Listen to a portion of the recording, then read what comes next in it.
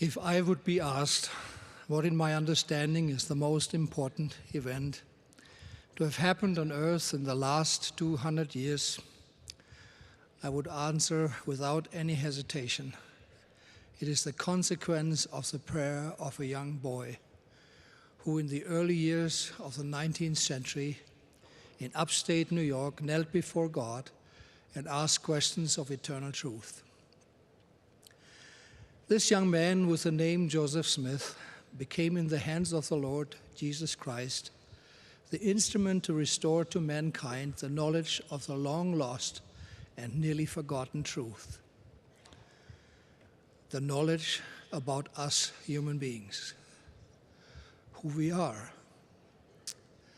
where we came from, what the meaning and purpose of our earthly existence is, and why mankind has experienced so much misery and injustice.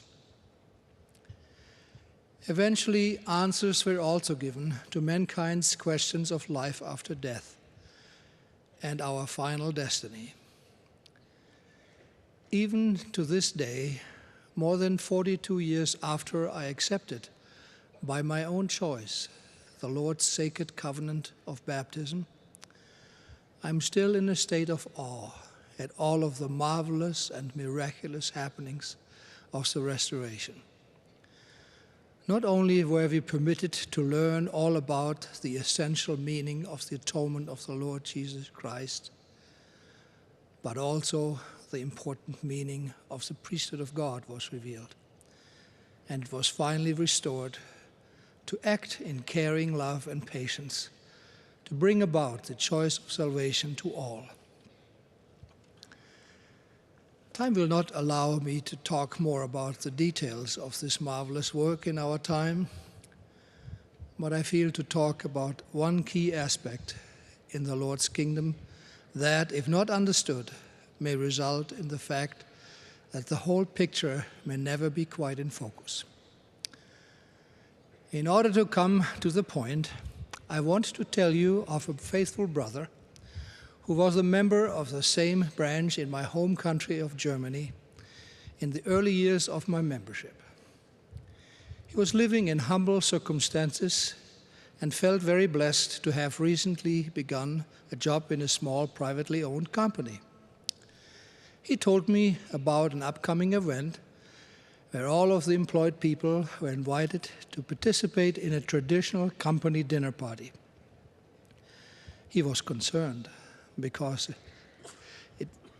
he knew that there would be a big beer party in the end of this meeting, and the boss being probably the heaviest beer drinker of them all. But he also knew that it would be considered very impolite if he did not attend the dinner at all. When I saw him again after that dinner event occurred, I saw him with the most happy, deep inner glow. And he could not wait to tell me what had happened. Because he was new in the company, the boss had sat right next to him, wanting to get to know him better. As the evening progressed, the brother saw his wildest fears confirmed, because the boss would not tolerate that he would not drink beer with him. And he said, "What kind of church is that would not permit you to drink even a glass of beer with me?" The fear of my friend did not grow into panic, as he was able to calmly answer his boss that the reason he was not drinking had nothing to do with the church that he belonged to, but that he himself had made a sacred covenant with God that he would not drink.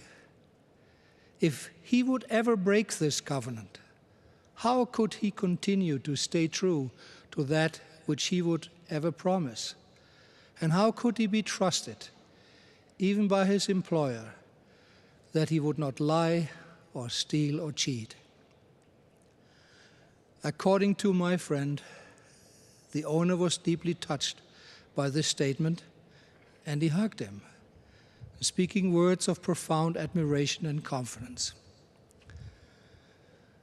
My dear brothers and sisters, in the Church of Jesus Christ of Latter-day Saints, many new members, specifically when they come from countries other than the United States, learn for the first time the real dimension of the word freedom.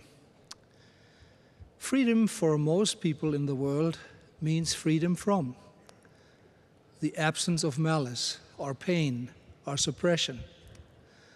But the freedom that God means when He deals with us goes one step further. He means freedom too, the freedom to act in the dignity of our own choice. What then does it mean to be free? Freedom means to have matured to the full knowledge of our dangerously many responsibilities as a human being. We have learned that everything we do and even say or think has consequences. We realize that too long we have believed that we were victims of circumstances. In the Gospel of John 8:32 we read the following: "And ye shall know the truth, and the truth shall make you free." End of quote. As we open our hearts to the message of God's truth, as it was restored in our time, we begin to understand why there was and still is so much misery, pain, suffering, and even starvation. In the same dimension as we are learning to accept the revealed truth in our own life, our faith in the living Son of God will grow, and therefore we will receive spiritual gifts of heretofore unknown capacity. We will learn that nothing is impossible for those who believe in Jesus Christ. False bondages will be loosened. Narrow thinking, born in tragedies or false traditions,